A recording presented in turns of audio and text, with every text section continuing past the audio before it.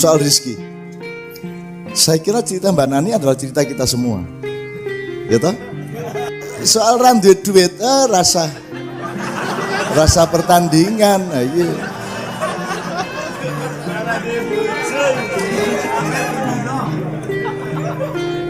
Itu adalah kawan karib mereka sehari-hari. Dan tidak ada masalah, itu bukan kesedihan, itu bukan penderitaan. Saya dulu sangat miskin dan tidak pernah saya mengenang itu sebagai kemiskinan. Saya Pak Mustafa.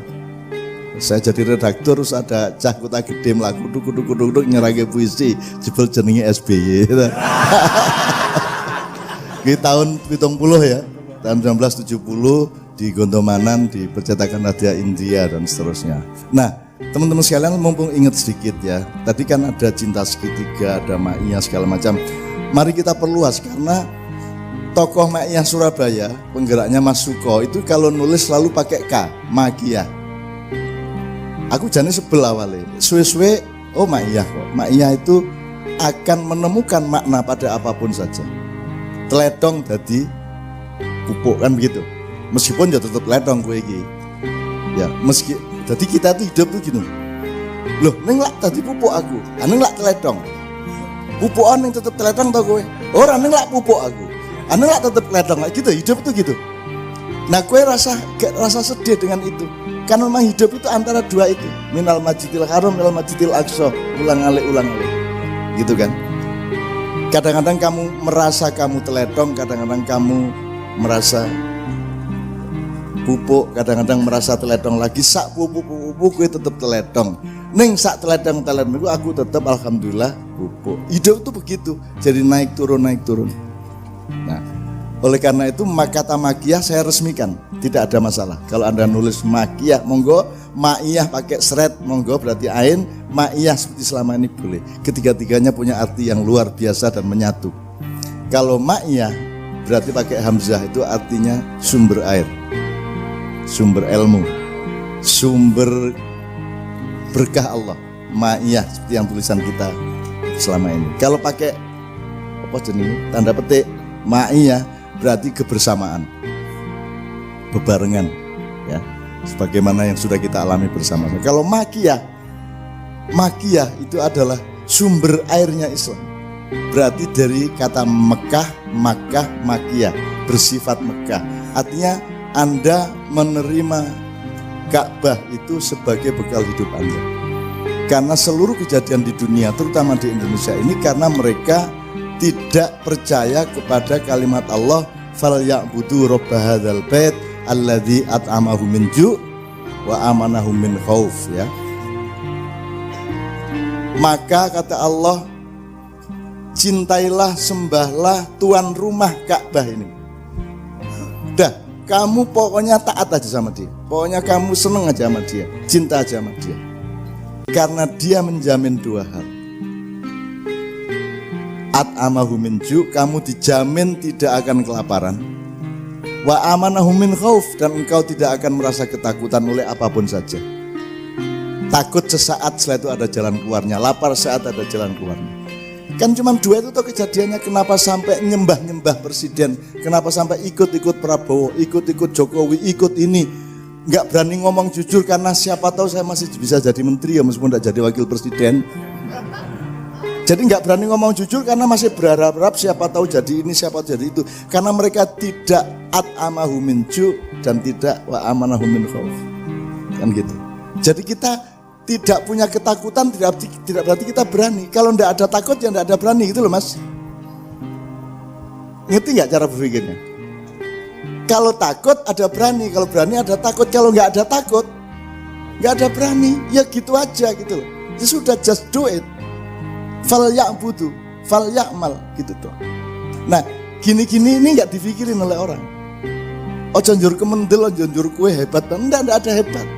Tidak ada hebat, sudah pasti tidak ada hebat. Yang hebat hanya Allah, yang kuat hanya Allah. Udah, kamu tenang aja, pokoknya lakukan aja dengan tekun, dengan ikhlas. Jangan khawatir, Allah akan menjamin engkau tidak akan lapar sekeluargamu dan tidak akan takut kepada apapun saja.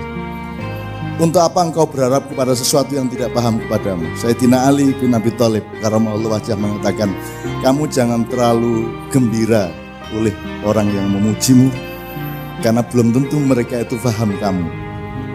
Bisa jadi karena mereka salah sangka sehingga kamu dipuji. Jadi jangan terlalu gembira kepada orang yang mengagumimu atau memujimu, karena belum tentu mereka paham kamu. Dan jangan sedih oleh orang yang memfitnahmu, mengecammu, menghinamu, karena mereka pasti tidak paham kamu. Yang memuji belum tentu paham, yang memfitnah pasti tidak paham. Jadi kedua-duanya tidak ada masalah. Jalan terus. Tepuk tangan untuk Mbak. Waktu ya, sekarang kita puncai bersama dengan puisi. Saya pengen pesan sama teman-teman Maya Cirebon yang nganter Mbak Nani ke sini. Jadi yo sanggarnya dilanjutkan untuk Mayaan gitu. Sebelum ngobrol ngono ya maca-maca apa lah gitu. Yo ngaji Quran kayak apa ngono, aja nyontoh aku. Saya kira hanya di Maknya loh ada kiai yang mengatakan pokoknya Jokowi aku. Aku Maknya tapi tenang gitu. Ya toh? Apik tenan itu menurut saya bukan hanya kebaikan dan kebenaran, itu keindahan yang luar biasa. Pokoknya Jokowi aku ya, menurut ya. Nah, kira-kira begitu ya Mbak Nani. Saya usul gini toh, misalnya gini ya, coba ambil fal yang butuh robbah hadzal bait tadi. Bukan untuk ditafsirkan, tapi kamu punya pengalaman. Tolong Mas Dani dicatat ya. Kamu punya pengalaman enggak bahwa kamu dijamin tidak lapar, bahwa kamu dijamin tidak takut? Coba pernah nggak ngalamin begitu? Itu kita himpun pengalaman itu, bukan menceramai, bukan menafsir-nafsirkan, enggak. Kita himpun saja penghayatan kita terhadap hidup kita. Atau misalnya kalau soal rezeki tadi Mbak ya, At-Tolak 23. At-Tolak ayat 2 dan ayat 3. Mayyattaqillah yaj'allahu makhrajan. Terus Allah kasih lagi wa yarzuqhu min haitsu la yahtasib. Allah kasih jalan keluar atas masalahnya dan Allah kasih rizki yang tidak terduga. Kalau kita bertawakal, kalau sesuatu tidak bisa kita atasi, kita wakilkan, ya Allah, bismillahi tawakkaltu 'ala Allah. Itu artinya saya tidak bisa mengatasi masalah ini, maka tawakkaltu 'ala Allah, maka aku wakilkan masalah ini kepadamu ya Allah. Kalau kita mewakilkannya kepada Allah, Allah ngasih dua lagi, ya, wa may yatawakkal 'ala Allah wa huwa hasbuh. Jangan khawatir, Allah itu akuntanmu, manajermu, dia ngitung apa masalahmu dan dia akan memberi jalan keluar kepada masalahmu. Dan yang ketiga dikasih lagi ya, takwa dikasih dua tadi, jalan keluar dan rezeki tak terduga. Terus kalau tawakal dikasih dua, satu wis tak uruse, aku tak dadi kasirmu, gitu ya kata Allah.